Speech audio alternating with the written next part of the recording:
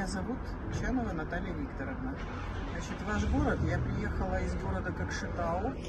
Все города, которые мы сейчас объезжаем с целью общественного мониторинга для выявления курения кальянов, потому что кальян у нас запрещен законом Республики Казахстан от 7 июля 2020 года.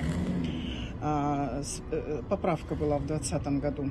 Значит, многие рестораторы во многих городах нарушают это законодательство. Поэтому вот наша цель выявить нарушение совместно с местной полицейской службой вашего города Павлодара. И сейчас проходит мониторинговая отработка. И с 2011 года вот мы рейдуем все города нашей республики.